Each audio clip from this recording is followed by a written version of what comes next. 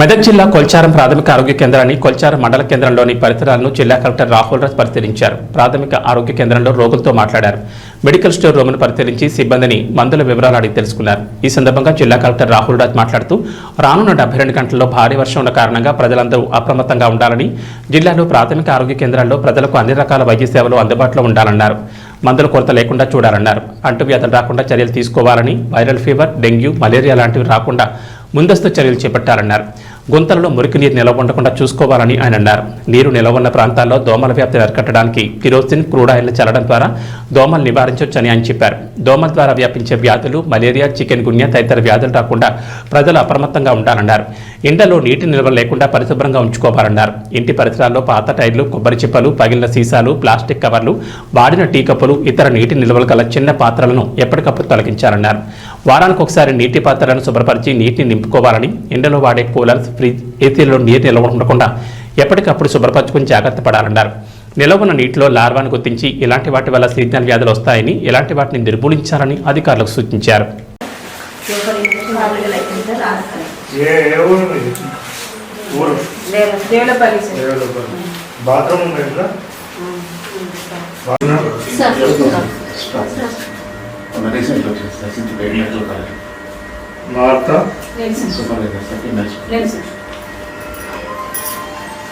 శాంతి కుమార్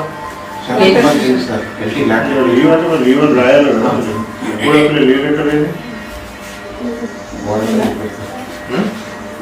చెప్పుడే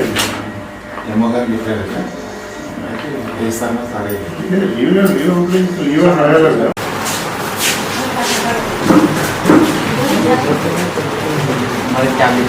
ఏం చెప్తున్నాను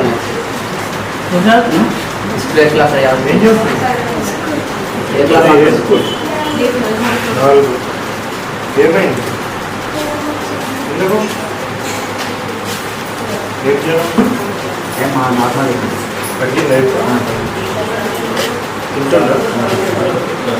మంచి తినాలా, స్కూల్ పోవాలి, వచ్చింది గొప్ప ఉన్నాం. మంచిదేను.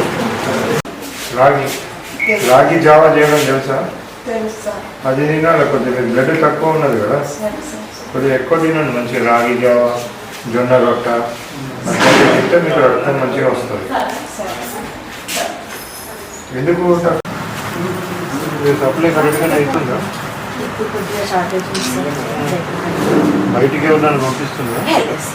అన్నీ ఇక్కడ తీసుకున్నాను. ఎవరు కూడా బయటకు పంపించారు.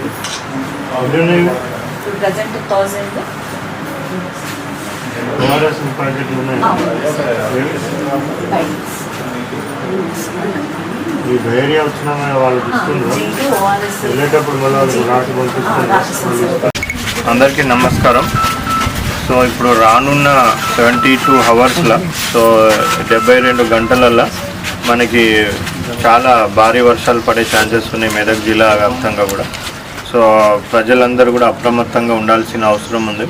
సో ఇప్పుడు ఈరోజు మెడికల్ ఆఫీసర్స్తోని మళ్ళీ ఎంపీడీఓస్తోని కూడా ఒక టెలికాన్ఫరెన్స్ కూడా పెట్టడం జరుగుతూ ఉంది. సో అందరినీ అప్రమత్తంగా ఉండడానికి. సో భారీ వర్షాలు పడే ఛాన్సెస్ ఉన్నాయి, అప్రమత్తంగా ఉండాల్సిన అవసరం ఉంది.